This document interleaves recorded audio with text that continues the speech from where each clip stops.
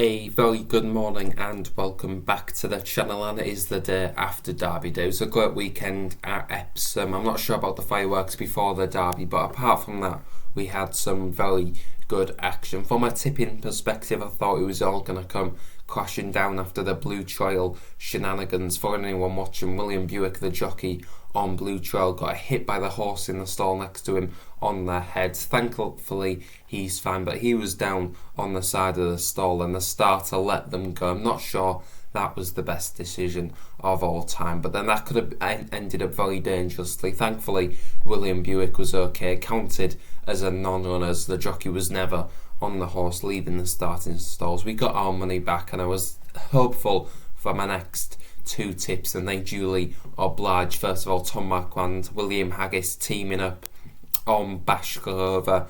One drifted out to as big as 7-2. I thought that was a little bit surprising, but thankfully got the job done and the nap landed. Next up in the Derby, the last tip of the day, and it couldn't have been an easier winner. Desert Crown. Everyone's saying Westover, if it got out, would have won.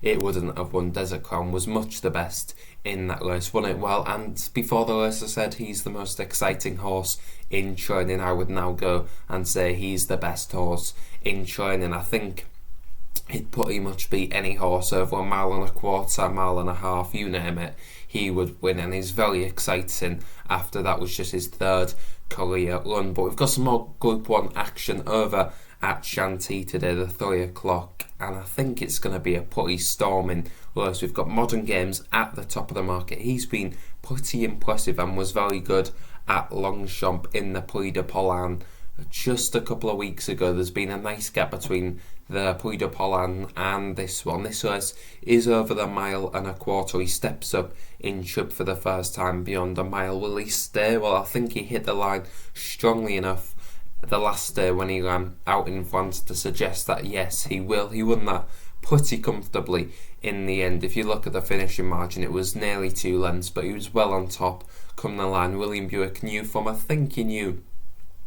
couple of 100 metres out that he had the race won, and I think this horse is one open to significant progress, being out of Dubai, and his royally bred is beautifully bred, and he's shown it on the track as well that he can match up to that breeding. Ancient Learn, there's been a little bit of money for this horse, teaming up Andre Farb and Tom Marquand. That was behind Modern Games last time, just a couple of lengths. It wouldn't be beyond the realms of possibility that I could see that form being reversed, but the one I'm going to side with is all the way down towards the bottom of the betting. Aidan O'Brien, Ryan Moore teaming up on Ivy League, who quite simply was put in his place in the 2000 Irish 2000 Guineas, was well beaten in the end. But I think Aidan O'Brien stepping up in trip, we've seen that with Tuesday in the Oaks this weekend, that can bring out a lot of improvement out of Galileo. You'd expect the step up in trip to the mile and a quarter would suit. The soft ground would be an unknown, but at 28-1 I still think this horse is open to plenty of improvement, and in the extra place times this horse at 28-1 could just be a little bit of value. Now we're going to move on to the 345. It's a very competitive handicap, but I think I'm going to stick with one who's tried and tested, I should say, at this track and trip. Breath of Fire is a 7-year-old now, may not be the most well handicapped, but has been out of form enough this season where you think he's dropped to a nice workable mark, and the last 2 runs, especially the last run, suggested that a step back in the right direction was definitely on the horizon. It did well to finish 6th at Longchamp in a £70,000 handicap. Not everything went that this horse's way that day, and it's been dropped a little bit more in the handicap. So you think today could finally win, because it's been on quite a losing run. I think it's lost his last 7 or 8, and it's been well out the places in all of them races. But I think a better run is on the horizon, and he run on this card in this similar race last year when finishing fourth, I think it was. It was a pretty good run that day, so he definitely knows the time of year.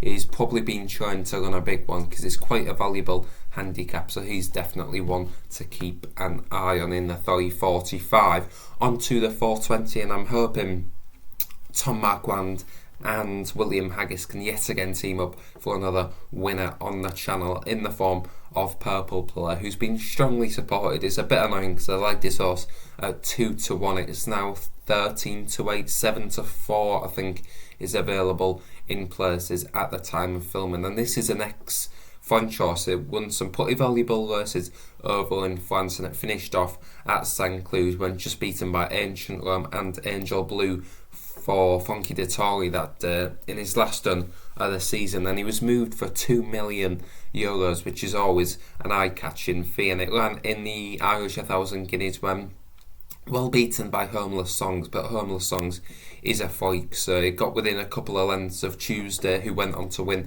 the Oaks a couple of days ago, Concert Hall, Agatha. There's some decent horses in it that day, and it just kept on without really threatening that over the mile. I think the softer ground might help. It showed some pretty decent form on soft ground in France, and this horse would be my nap of the day at 13-8 in the 420. And we're just going to talk about a few other races to keep an eye on. The one to keep an eye on in the 1 o'clock listed stakes is Vicious Harry, who isn't a tip, but I think this horse could be something quite special. I mean, you can never work out how strong a maiden stakes is in France when the horses have all never run before, but he was pulling away and he showed a very good turn of foot late on in the day when knowing the job.